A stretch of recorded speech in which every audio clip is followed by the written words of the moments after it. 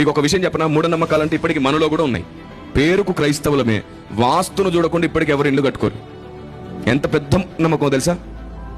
నేను దుబాయ్ లాంటి దేశాలకు వెళ్ళినప్పుడు, కువైట్ లాంటి దేశాలకు వెళ్ళినప్పుడు, సింగపూర్ లాంటి దేశాలకు వెళ్ళినప్పుడు వాళ్ళని అడిగాను నేను, మీరు ఇంత అభివృద్ధి చెందారు, ఇంత పెద్ద పెద్ద భవనాలు కట్టేసి ఉన్నారు, మీ దేశంలో అసలు అడుక్కునేవారే లేనంత గొప్పగా మీరు ఎదిగారు కదా, మీకు ఇలాంటి పెద్ద పెద్ద భవనాలు కట్టేటప్పుడు ఏ వ్యక్తిని వాస్తు కోసం పిలిచారు, వాస్తు చూసే ఏ వ్యక్తిని పిలుచుకున్నారో మాకు చెప్పండి, మా దేశానికి తీసుకెళ్తాను, మా దేశం కూడా డెవలప్ అవ్వాలి తొందరగా అన్నాను నేను. అప్పుడు వాళ్ళు అన్నారు, వాస్తులేంటి, మేము వాస్తులు బీస్తులు నమ్ముకోలేదు, మేము వాస్తవాలు నమ్ముకొని బతుకుతున్నాం అన్నారు వాళ్ళు. గుర్తుంచుకోండి, మూఢ నమ్మకాలకు మీరు ఎంత దూరంగా ఉంటే దేవుడు మీకు అంత దగ్గరగా ఉంటాడు. అదేంటోనంట, బయటికి వెళ్తే నల్లపిల్లు ఎదురొస్తే మొత్తం అపశకమే అంట. మరి యాక్సిడెంట్ అయిన వాళ్ళందరికీ నల్లపిల్లలు ఎదురొస్తేనే అవుతున్నాయా? ముహూర్తాలు చూస్తేనే మంచిదంట. మరి ముహూర్తాలు చూసి పెళ్లి చేస్తే ఎన్నో వ్యాన్లు ఎన్నో బోల్తా పడిపోతున్నాయి. ముహూర్తాలు చూసి పెళ్లి చేసుకున్న వాళ్ళే విడాకులు అయ్యాయి. ముహూర్తాలు చూసుకున్న వాళ్ళే భర్తలు చనిపోయారు, భార్యలు చనిపోయారు.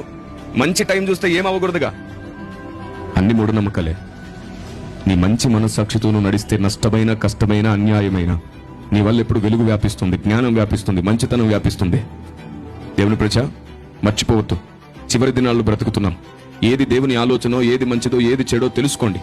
పేరుకు క్రైస్తవుడై ఉండి ఇప్పటికీ వాస్తు చూడకుండా గృహాలు కట్టుకోరు. లేదు, వాస్తులో లేదు జ్ఞానం. దిక్కులను నమ్ముకోకండి, దిక్కులను సృష్టించిన దేవుని నమ్ముకొని ధైర్యంగా ఉండండి. ఆయనే మీకు తోడుగా ఉంటాడు. దేవునికి స్తోత్రం కలుగును గాక. ఆమేన్, ఆమేన్. కాబట్టి పరిశుద్ధాత్మ దేవుని ఆలోచన విధానాన్ని మీ మనసులో స్థిరంగా ఉంచుకోండి.